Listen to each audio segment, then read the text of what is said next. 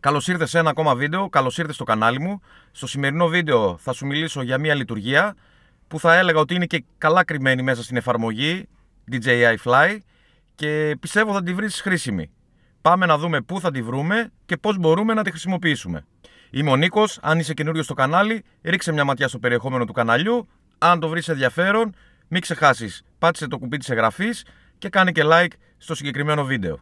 Πάμε γρήγορα αρχικά να δούμε πού μπορείς να βρεις τη συγκεκριμένη λειτουργία μέσα στην εφαρμογή και μετά πάμε να δούμε πώς μπορείς να τη χρησιμοποιήσεις. Έχω ξεκινήσει εγγραφή οθόνης στο χειριστήριό μου και πάμε να δούμε πού μπορείς να βρεις τη συγκεκριμένη λειτουργία. Αρχικά να σου πω, είναι μια λειτουργία που μπορείς να την αναθέσεις σε ένα από τα δύο κουμπιά, σε ένα, σε δύο, πίσω από το χειριστήριό σου.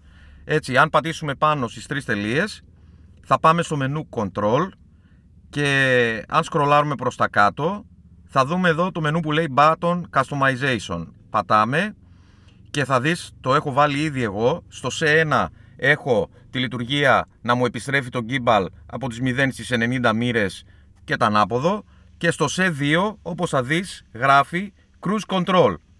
Είναι εδώ στο μενού Control, βλέπεις έχω και άλλες επιλογές. Η επιλογή είναι το Cruise Control.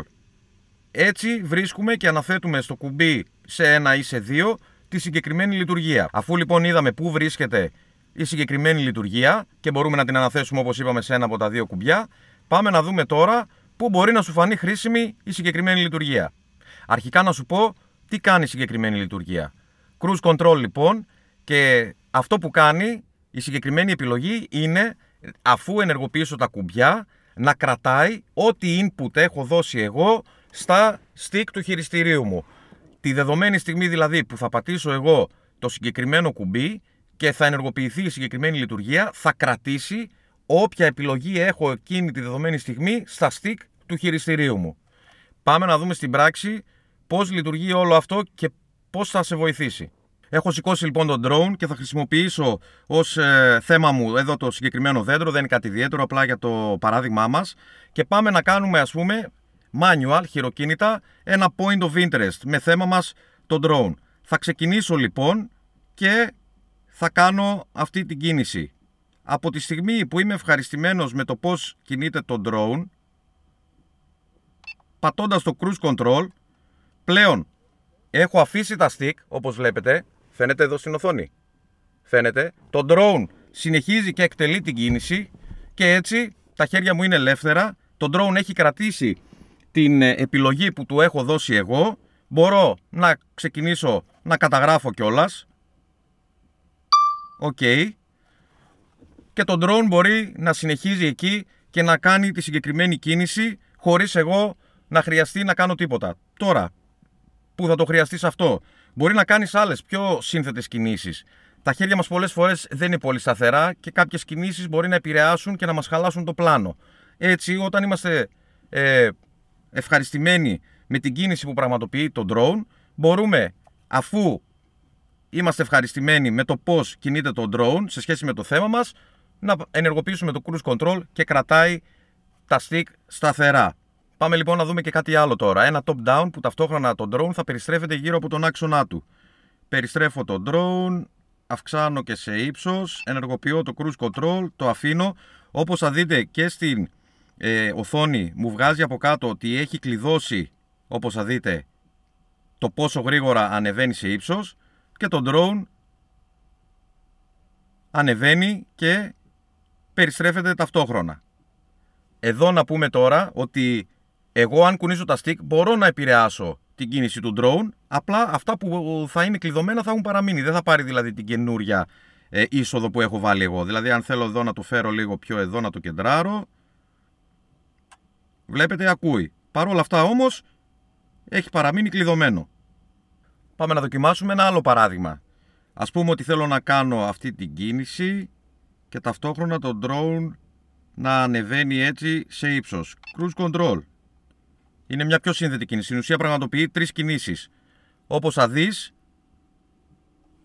δεν ακουμπάω τίποτα και έχω και την ευχέρεια να μπορώ να κινήσω τον gimbal.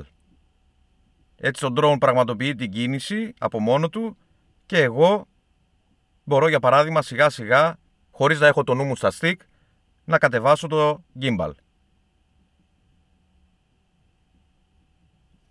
Αν θέλουμε να βγούμε από τη συγκεκριμένη λειτουργία, μπορούμε με δύο τρόπους, ή να πατήσουμε το Χ και να βγούμε από τη συγκεκριμένη λειτουργία, ή να πατήσουμε το κουμπί πίσω από το χειριστήριό μας που έχουμε αναθέσει να πραγματοποιεί τη συγκεκριμένη λειτουργία.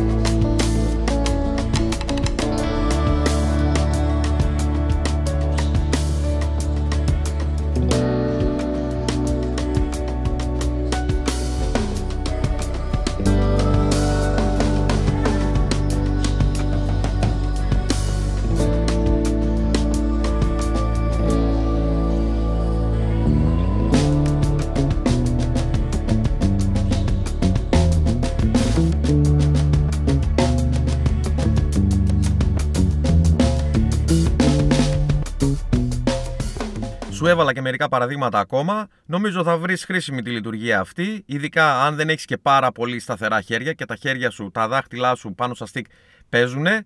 Έτσι δεν θα σου χαλάνε τα πλάνα. Και κάποιος μπορεί να πει: εντάξει, ρε φίλε, μπορώ να βάλω και τις αυτόματες λειτουργίες. Ναι, ok, εδώ είναι λίγο κάτι πιο manual και είναι και κάτι πιο άμεσο. Δηλαδή, από τη στιγμή που κάνεις την κίνηση, πατάς ένα κουμπί και ενεργοποιείται αμέσως. Συν το ότι μπορείς να κάνεις οποιαδήποτε κίνηση θέλεις και το cruise control να κρατήσει το input που έχεις δώσει εσύ στα stick. Αυτό ήταν το βίντεο, ελπίζω να σου άρεσε, ελπίζω να το βρήκες χρήσιμο. Δοκίμασε συγκεκριμένη λειτουργία, πιστεύω θα σου φανεί χρήσιμη, εξασκήσου με αυτήν.